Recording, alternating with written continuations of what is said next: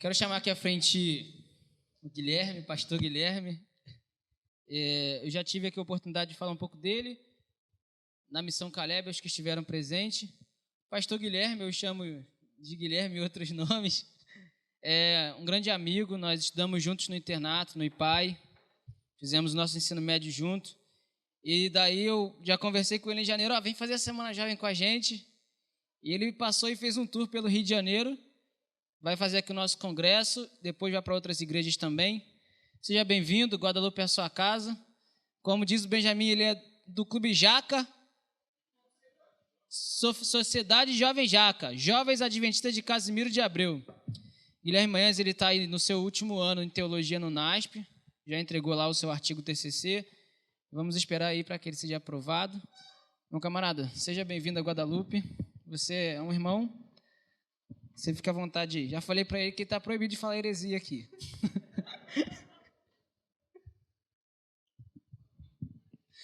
Uma boa noite para vocês, é um prazer poder estar aqui na igreja de Guadalupe. O Vitor, como ele disse, né? A gente somos irmãos de mães separadas aí, que eu tive o prazer de conhecer lá no IPAI, e desde então a gente está longe. Eu fui para São Paulo, ele continuou por aqui, mas sempre que a gente pode, a gente tem a vontade de estar junto, conversando. E eu agradeço, Vitor, pela oportunidade de estar aqui com a igreja de Guadalupe mais uma vez. Quero agradecer a toda a equipe jovem, na verdade. Olha só, gente, vocês já viram como está bonito aqui? Olha, todo um trabalho que foi feito, tudo muito bem feito. Eu agradeço de coração ao Vitor, sua equipe, que dedicou tempo e trabalho para que o nome de Deus seja exaltado. E feliz porque você está aqui.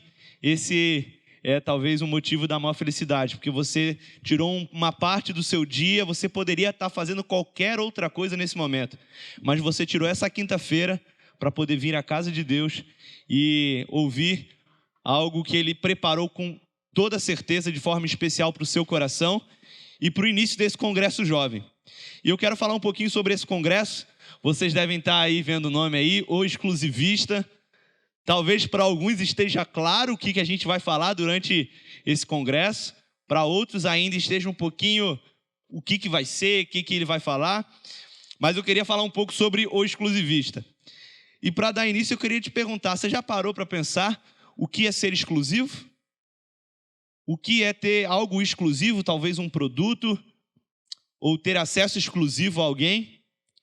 Eu acredito a vocês que, na maioria das vezes, quando a gente fala de exclusivo, de ser exclusivista, de ter algo exclusivo, seja algo bom.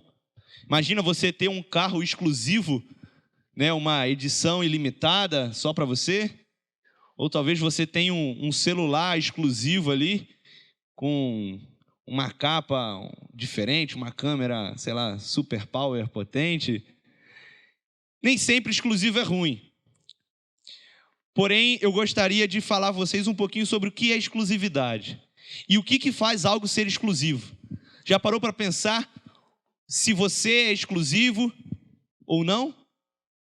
E se você for exclusivo, por que você é exclusivo? Ser exclusivo, geralmente, quando a gente fala no mercado, em falando de produtos, ser exclusivo, primeiro, é algo que tem um alto valor, porque é difícil de ser comercializado, não é todo mundo que consegue comprar, mas é algo que tem poucas unidades. Algo exclusivo é algo que possui poucas unidades, então só aqueles, talvez um ou dois, dependendo da quantidade que foi feita, vai conseguir ter aquele objeto, aquele carro, aquele livro, porque ele foi exclusivo, foi feito com poucas unidades, para poucas pessoas, para um grupo seleto. E tem algo que é exclusivo, mas ao contrário da lógica do que o exclusivo mantém algo retido para poucos, talvez o maior exemplo de exclusividade que a gente tem foi para todos. Cristo Jesus, quando se sacrificou aqui nessa terra, o seu sacrifício foi algo exclusivo. Exclusivo para você, exclusivo para mim. O sacrifício de Cristo é exclusivo porque não tem outro igual. Ele é edição única e limitada. É por isso que o sacrifício de Cristo é exclusivo. E ele oferta algo dentro desse sacrifício exclusivo que é ilimitado. E esse sim, tem acesso a todos aqueles que pedirem. E melhor, sem alto preço, de graça. A graça é o dom mais do que exclusivo que Deus oferece através do seu sacrifício a todos aqueles que aceitarem. A graça é ofertada a todos. A graça não é algo pertencente à Igreja Adventista do Sétimo Dia, ou pertencente a cristãos, a judeus, a muçulmanos. A graça alcança a todos. Todos aqueles que quiserem recebem a graça. E é por isso que hoje nós vamos falar, o tema desse congresso, o exclusivista, vai falar de um homem que se achava o detentor da graça. Aquele que tinha direito de decidir quem podia receber a graça e quem não podia. E é por isso que eu te convido a abrir a sua Bíblia para o nome do livro, que é o personagem principal dessa semana, nesse congresso jovem que a gente vai estudar, e que é talvez um dos maiores exclusivistas, e agora não em um bom sentido, que já passou por essa terra. Abra sua Bíblia no livro de Jonas, capítulo 1. Agora eu acho que faz um pouco mais de sentido, né, o nosso cenário. Nós temos aqui um barco, uma baleia, um grande peixe, a gente só pela cauda não vamos saber reconhecer, mas é um grande peixe. Temos aqui âncoras, uma rede de pesca, porque a gente vai falar sobre o livro de Jonas, o profeta Jonas. Durante esse congresso serão 4 oportunidades que a gente vai ter de estar aqui. Começamos hoje, amanhã estaremos aqui novamente. Eu já faço convite para que você possa estar aqui. No sábado pela manhã estaremos novamente, e no sábado à tarde também estaremos aqui. Em cada uma dessas oportunidades nós vamos estudar um capítulo do livro de Jonas. Hoje nós vamos começar com o capítulo 1, amanhã o capítulo 2, sábado pela manhã o capítulo 3 e sábado à tarde capítulo 4. E eu tenho certeza que Deus tem algo grandioso para você, para a sua vida, através da história do profeta Jonas, e eu tenho muito para aprender com este homem, e eu acredito que você também. Por isso, fecha seus olhos, vamos falar com Deus rapidamente para podermos ler a palavra. Querido Deus, estamos aqui na Tua presença, por favor, nos ilumine para que a Tua palavra possa vir ao encontro dos nossos corações, trazendo paz e esperança. Por favor, Senhor, obrigado pela graça, esse dom maravilhoso, é isso que te pedimos em nome de Jesus, amém. Queria ler com você Jonas capítulo 1, a partir do versículo 1. Diz assim: Veio a palavra do Senhor a Jonas, filho de Amitai, dizendo: Dispõe-te, vai à grande cidade de Nínive e clama contra ela, porque a sua malícia subiu até mim. Jonas se dispôs, mas para fugir da presença do Senhor, para Tarsis, e tendo descido a Jope, achou um navio que ia para Tarsis, pagou, pois, a sua passagem e embarcou nele para ir com eles para Tarsis, para longe da presença do Senhor. Mas o Senhor lançou sobre o mar um forte vento, e fez-se no mar uma grande tempestade, e o navio estava a ponto de se despedaçar. Então os marinheiros, cheios de medo, clamavam cada um ao seu Deus e lançavam ao mar a carga que estava no navio, para o aliviarem do peso dela.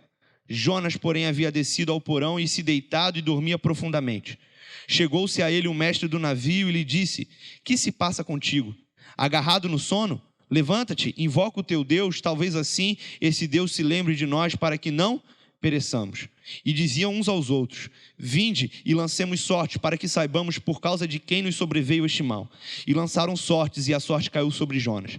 Então lhe disseram: Declara-nos agora por causa de quem nos sobreveio este mal. Que ocupação é tua, de onde vens, qual a tua terra e de que povo tu és? Ele respondeu: Sou hebreu e temo ao Senhor, o Deus do céu, que fez o mar e a terra. Então os homens ficaram possuídos de grande temor e lhe disseram: Que é isto que fizeste? Pois sabiam os homens que ele fugia da presença do Senhor, porque lhe havia declarado. Disseram-lhe: Que te faremos para que o mar se acalme? Porque o mar se ia tornando cada vez mais tempestuoso. Respondeu-lhe: Tomai-me e lançai-me ao mar, e ao mar se aquietará, porque eu sei que por minha causa vos sobreveio esta grande tempestade. Entretanto, os homens remavam, esforçando-se por alcançar a terra, mas não podiam, porquanto o mar ia se tornando cada vez mais tempestuoso contra eles.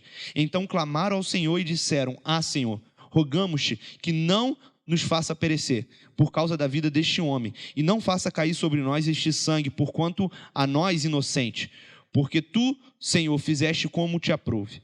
E lançaram a Jonas E levantaram a Jonas e o lançaram ao mar, e cessou o mar a sua fúria. Temeram, pois, estes homens em extremo ao Senhor, e ofereceram sacrifícios ao Senhor e fizeram votos. Deparou o Senhor um grande peixe, para que tragasse Jonas, e Jonas, 3 dias e 3 noites no ventre do peixe. De forma rápida, lemos todo o primeiro capítulo de Jonas. E a mensagem de Deus para Jonas era clara. No versículo 2 o Senhor fala: Jonas, levanta-te, vai à grande cidade Nínive e clama contra ela. A função de Jonas era clamar, era ir para o povo para poder levar uma mensagem de juízo. Nada muito diferente do que a função de profeta pedia. O profeta que está lá em Êxodo capítulo 4, quando Deus apresenta a primeira definição do ofício do profeta, diz que o profeta era a boca de Deus.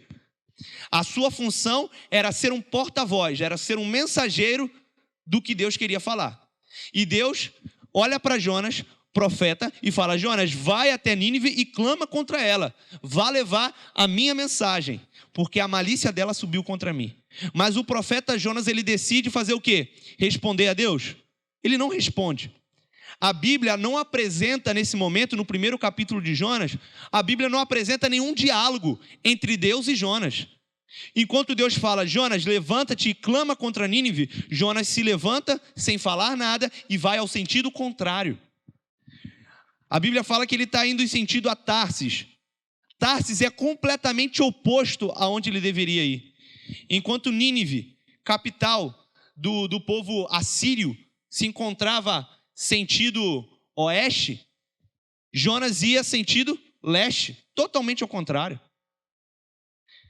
Então, Jonas começa e pega um barco, e nesse momento uma tempestade cai sobre aquele barco, sobre aquele mar, e os marinheiros começam ali preocupados, quererem saber qual era o motivo.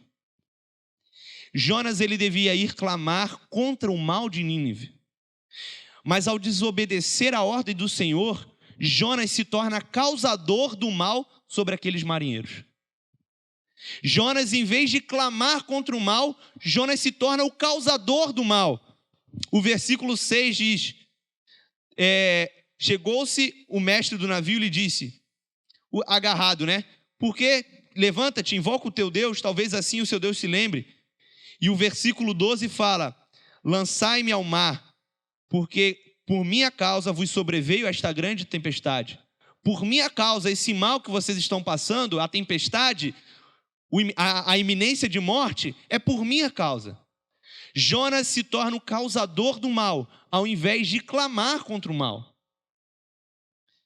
Jonas, ele sai dali decidido que ele não iria para Nínive. Provavelmente você já ouviu um dos motivos, né, possíveis motivos para Jonas não querer ir em Nínive. Eu acredito que o mais comum seja a causa da crueldade, da maldade que eram os ninivitas. Eu acredito que esse, de fato, possa ser um dos motivos que tenha causado medo em Jonas. Mas a gente vai estudar durante esse congresso que o principal motivo de Jonas não querer ir para Nínive não era a maldade dos ninivitas. Não era porque os ninivitas eram conhecidos pela crueldade que capturavam os povos. Não era isso que assustava Jonas. Mas Jonas, ele nesse momento, no versículo 6 que a gente acabou de ler, ele percebe que o marinheiro-chefe, olha o que ele fala: levanta-te e invoca o teu Deus. E qual foi a ordem de Deus para Jonas? Jonas, no versículo 2, levanta-te e clama. Um pagão, um marinheiro pagão, lembra Jonas de qual era a sua função. Deus falou, Jonas, levanta e vai clamar contra aquela cidade. E um marinheiro, um pagão, que não tinha conhecimento do Deus de Jonas, olha para Jonas e fala: ei, por que você está dormindo? Levanta-te e clama. E aí eu quero olhar para você, querido amigo, e falar o seguinte: ei, por que você está dormindo? Levanta e clama. O Vitor falou aqui, muito do que a gente não recebe é porque a gente não pede. A gente esqueceu a nossa função, o nosso exercício profético, como igreja, como os filhos de Deus, de ter que clamar. A nossa função, o nosso ofício é clamar mensagens de esperança, é clamar a mensagem de que breve Jesus vai voltar, é clamar a mensagem da graça. Mas em vários momentos da nossa trajetória, nós nos encontramos como Jonas, fugindo da presença de Deus, deitado em um porão de um barco, e aí precisa vir alguém de fora, um pagão, uma pessoa que não era do povo de Jonas, que não conhecia o Deus de Jonas, e fala assim: ei, levanta e clama ao teu Deus, para ver se pelo menos alguma coisa acontece e ele nos livra do mal. Um pagão, um homem que não conhecia o Deus de Jonas, relembra ele da mensagem, da ordem que Deus havia lhe dado no início do capítulo. O livro de Jonas é conhecido porque o que a gente espera que acontece não acontece. E o que a gente não espera que acontece é o que acontece. Enquanto você espera que o profeta, aquele que foi escolhido por Deus, reconheça o poder e a possibilidade de Deus acalmar o mar, é um pagão, um marinheiro, que não conhecia o Deus de Jonas, que vai lá e clama. É um marinheiro que naquele momento faz votos, teme ao Senhor. Olha que interessante o que os marinheiros perguntam para Jonas, e olha o que ele responde. No versículo 8. Qual é a tua ocupação? De onde vem? Qual a tua terra? E de que povo tu és? E ele responde: eu sou hebreu, temo ao Senhor, o Deus do céu, que fez o mar e a terra. Os marinheiros desse momento devem ter criado um ponto de interrogação na cabeça deles assim: calma aí, você é hebreu, você teme ao Senhor, e o teu Deus é o Deus que fez o mar e a terra. E nós passando por uma grande tempestade, o teu Deus é o Deus que fez o mar e a terra. E você está aí, dormindo. Amigos, o nosso Deus é o Deus que fez o mar e a terra. O nosso Deus é o Criador do universo. O nosso Deus é aquele que olha para quando a tempestade está no seu ápice, e ele vem caminhando sobre as águas e acalma a tempestade. Mas nós nos esquecemos, nós sabemos quem somos, nós sabemos, mas nos esquecemos do que o nosso Deus pode fazer. Nós nos esquecemos do poder do nosso Deus. Jonas, naquele momento, ele sabia quem era o seu Deus. Ele sabia de que povo ele era, para onde ele deveria ir e para onde ele estava indo. Mas ele não queria clamar. Ele não queria trazer salvação. É por isso que naquele momento Jonas, a Bíblia é clara que fala que ele buscava fugir da presença de Deus. Ele queria fugir da presença de Deus. E eu pergunto para você, eu não julgo Jonas, sabe por quê? Porque eu já tentei fugir da presença de Deus, e a minha pergunta é: em quantas vezes na nossa e na minha vida, na sua vida, você já olhou e falou assim: será que há a possibilidade de eu fugir da presença de Deus? Quantas vezes você não já tentou fugir da presença de Deus com medo, com vergonha? Vergonha porque você falou: pai, eu não vou pecar, eu não quero mais fazer isso, e no dia seguinte você estava fazendo exatamente aquilo que você falou que não queria fazer. Dá vergonha você orar e falar assim: Senhor, sabe o que eu falei ontem? Então, fiz hoje de novo. Quantas vezes você tentou fugir da presença de Deus ao dormir sem orar, pensando assim: ele nem vai lembrar. Ou quantas vezes você tentou ficar sem vir à casa de Deus, falando assim: se eu não aparecer lá, tá tudo certo, estou na minha casa, estou escondido. Mas olha o que diz Salmo 139, versículo 7, versículo 8. Queria que você abrisse Salmos 139 mesmo, desculpa. Salmo 139. Salmos 139, versículo 7 e versículo 8. Olha o que o salmista diz: para onde me ausentarei do teu espírito? Para onde fugirei da tua face? Se subo aos céus, lá estás. Se faço minha cama no mais profundo do abismo, lá estás também. Não tem como fugir da presença do Senhor. Jonas, ele sai correndo numa tentativa de fugir da presença do Senhor. Mas ele sabe que o salmista já havia declarado que não tem como fugir da presença do Senhor. E a minha pergunta hoje é para você: até quando você vai continuar a tentar fugir da presença do Senhor? Até quando o Senhor vai mandar você clamar e você vai pegar o sentido oposto? Até quando você vai ser cabeça dura a esse ponto de não entender que a sua função é ser profeta, é oferecer a graça, é ofertar o perdão? Até quando as pessoas que você menos imagina precisam olhar para você e te lembrar que você é um seguidor de Jesus Cristo? Já passou por isso? É chato, né? Vergonhoso. Quando você está ali tentando fugir da presença de Deus, achando que Ele não está te vendo, e alguém do nada te lembra: tu não é cristão, cara? Aquilo ali é de cortar o coração. Naquele momento você fala assim: eu sou cristão. O que eu estou fazendo? Eu tento imaginar a cabeça de Jonas nesse momento. Os marinheiros olhando para ele e falando assim: tu é hebreu, cara. O teu Deus é o Deus que fez o céu, o mar, a terra. E tu está aqui escondido. Jonas, ele procura a morte através daqueles marinheiros. Mas eu queria falar mais algumas coisas. Eu queria te lembrar que Jonas, ele sai e ele começa a descer. Ele sai da presença de Deus e ele começa a descer para sentido a Jope, e ele desce ao porão do navio, e o texto ele faz justamente de forma intencional esse sinal. Ele vai começando a marcar para o leitor que conforme Jonas vai se afastando da presença de Deus, mais ele desce a Jope, ele desce ao porão do navio, e a gente sabe que no próximo capítulo ele vai descer até a barriga de um peixe. Deus, ele não foge de você. Deus não sai da tua presença. Mas enquanto você estiver fugindo da presença de Deus, o sentido da nossa vida é descida. E eu não estou falando de teologia da prosperidade.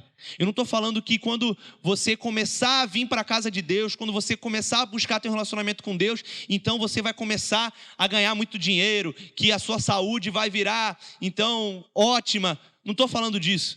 Porque o que Deus promete não são bênçãos materiais, mas o que Deus promete é a certeza da paz e da salvação que Ele pode dar. Enquanto você estiver saindo da presença de Deus, lembre-se, é eu e você que saímos, somos nós que fugimos. Então, o sentido da nossa vida será cada vez descer mais, cada vez ir para mais longe. O título desse sermão, desse primeiro dia é Jonas, o filho da fidelidade. Talvez o versículo que a gente menos presta atenção é o que traz um significado mais poderoso. Versículo 1 do capítulo 1 diz assim: veio a palavra do Senhor a Jonas, filho de Amitai. A palavra Amitai do hebraico significa fidelidade, significa verdade. Veio a palavra do Senhor a Jonas, o filho da fidelidade.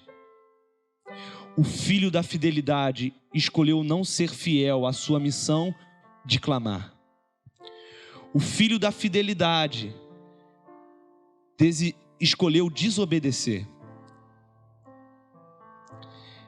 Mas o filho da fidelidade, embora não fosse fiel, ele tinha um pai, Amitai, que era fiel. Ele tinha um pai muito maior do que o biológico, que era fiel. E esse pai, ele não desampara em nenhum momento Jonas. Jonas ele começa a entender no decorrer da sua trajetória que ser filho da fidelidade é muito mais do que falar, é muito mais do que simplesmente se declarar, mas ser filho da fidelidade é agir fielmente. Jonas poderia carregar no nome do pai dele. O texto começa dizendo, o filho da fidelidade. E o Senhor fala, Jonas, filho da fidelidade, sai e vai clamar. E o filho da fidelidade é infiel. Quantas vezes eu e você somos infiéis? Quantas vezes eu e você escolhemos ser infiéis? Deus nos chamou para sermos filhos da fidelidade. Deus pagou o preço na cruz do Calvário, Ele foi fiel, Ele pagou o preço, Ele derramou o seu sangue, e a gente escolhe ser infiel. A gente escolhe desobedecer, a gente escolhe ir para o sentido contrário ao que Deus escolheu para mim e para a sua vida. Enquanto nós continuarmos sendo como Jonas, enquanto nós negligenciarmos o nosso chamado de clamar, o Senhor vai continuar olhando para você e dizendo, filho da fidelidade, dispõe-te e clama, porque embora a gente seja infiel, o meu Deus e o seu Deus, Ele não falha, Ele não te abandona, Ele não foge da sua presença, porque Ele te ama. É por isso que nessa noite, nesse primeiro dia, Deus Ele não está chamando homens e mulheres para serem grandes pregadores. Deus não está chamando você aqui para ser um grande cantor. Deus Ele está chamando você aqui primeiramente. Isso não exclui que você possa ser essas coisas, mas Ele está chamando primeiramente você para ser fiel. Você para aceitar o chamado de não só ter o nome, mas ações de um filho da fidelidade. Mesmo que uma mãe viesse de seu filho se esquecer, ainda assim, eu não me esquecerei de ti. Não se turbe o vosso coração, credes em Deus, crede também em mim. Na casa de meu pai há muitas moradas, porque se não fosse assim eu não vos teria dito, vou lhes preparar um lugar, e quando eu for e preparar esse lugar, virei outra vez, e vos levarei, para que onde eu estiver estejais vós também. Eu posso ser, durante a minha caminhada, diversas vezes infiel, mas aquele que prometeu é fiel e justo para cumprir. É por isso que hoje, nesse primeiro dia desse congresso jovem, eu quero ser fiel. Eu escolho ser fiel. Eu escolho não ser um exclusivista, porque a graça, ela não é somente minha. Se houve salvação naquele barco, a salvação aconteceu da onde se menos esperava. A salvação veio de marinheiros. Versículo 14 diz que aqueles marinheiros clamaram ao Senhor e disseram, ah, Senhor, rogamos-te que não perecemos por causa da vida. Existem pessoas lá fora que estão necessitando desse clamor, e é da onde a gente menos espera que a salvação virá a acontecer. Serão as pessoas que a gente menos espera é que nós vamos encontrar no céu, porque o nosso Deus é fiel, e Ele não é um Deus de uns ou de outros, mas Ele é o Deus de todos. E é por isso que, se for necessário usar você para salvar outras pessoas, Ele vai usar, independente se o seu testemunho é bom ou ruim, porque Ele pode usar de um filho da infidelidade, Ele pode usar de um homem que foge da sua presença, um homem que dorme em meio a uma tempestade e que negligencia o próprio Deus, para poder salvar a vida de marinheiros que não conheciam o Deus de Jonas. É por isso que hoje eu quero te convidar para que você comece esse congresso e termine, basicamente, estamos quase terminando já a semana, dizendo: Senhor, eu não quero ser como Jonas. Eu quero ser chamado de filho da fidelidade e ter ações de um filho da fidelidade. Eu acredito que existem pessoas aqui que queiram ser assim.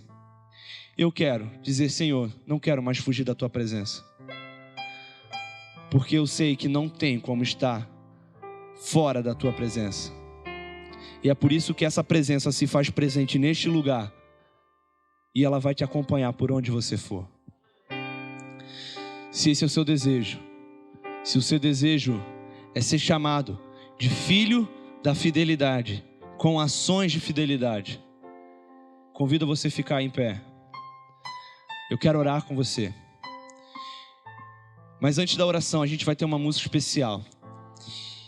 Enquanto o nosso amigo estiver cantando, que você possa entregar tudo e dizer assim: Senhor, não fugirei da tua presença. Me ajude, porque eu quero ser fiel. Mesmo sabendo que é tão difícil ser fiel, Ele continua olhando para a gente e dizendo: eu quero ser teu Deus. Você que está aí de casa, nos acompanhando, esse é o momento também de você tomar a sua decisão, de falar assim: Senhor, eu quero ser fiel. Senhor, eu quero estar na tua presença. É por isso que eu te convido nesse momento a fechar os seus olhos, para que possamos pedir para que o Senhor faça então essa obra, faça aquilo que a gente não consegue por forças próprias. Querido Deus, aqui estamos em igreja para poder dizer: nós agradecemos pelo dom maravilhoso do sacrifício que o Senhor nos oferece. Obrigado, Senhor, porque o sacrifício foi oferecido a todos. Mas, Senhor, em diversos momentos dessa caminhada, nós escolhemos fugir, nós escolhemos sair da tua presença, nós sequer tentamos dialogar, Senhor. O livro de Jonas, o capítulo, apresenta várias vezes o Senhor falando conosco, mas a gente sequer às vezes responde, Senhor. A gente quer fazer a nossa vontade, a gente quer estar na direção do nosso barco, porque é difícil abrir mão de estar no comando das coisas. Mas hoje eu quero te pedir, Senhor, por cada pessoa aqui presente, eu não as conheço, mas o Senhor sabe cada detalhe da vida delas. O Senhor conhece cada aflição, cada momento de dor, de sofrimento, e o Senhor possa derramar o teu Espírito sobre a vida dessas pessoas, para que elas possam ter a certeza de que o Senhor não as abandona, que embora a gente fuja da tua presença, o Senhor olha para cada um de nós, porque se formos ao mais alto do céu, ali o Senhor está. Se descermos ao mais baixo dos abismos, ali o Senhor também está, porque a tua mão permanece conosco a todo momento. Que esse congresso que se inicia hoje possa ser um canal de bênção para a vida das pessoas que aqui estiverem, para que possamos sentir que, embora muitas das vezes somos infiéis, mas o Senhor permanece fiel com cada um de nós. Por favor, Pai, nos ajude para que possamos levantar a nossa voz e clamar a mensagem de que devemos temer a Deus e dar-lhe glória, porque é chegada a hora do teu juízo. Por favor, Senhor, quero te pedir de maneira especial pelo Dudu, no qual foi orado aqui, que o Senhor possa restaurar a vida e a saúde dele, e possa operar um milagre que o Senhor tem poder para operar. Que da mesma forma como o Senhor acalmou a tempestade naquele barco em que Jonas estava, que o Senhor possa acalmar a tempestade de dor e sofrimento que sua família sofre, e possa trazer o mais breve possível para esta igreja e para o seu lar. Por isso te rogamos, Senhor, que o milagre seja presente na vida dessas pessoas, porque entendemos que o nosso objetivo, o nosso poder é clamar, é pedir, e o Senhor, como Pai bondoso, nos oferece.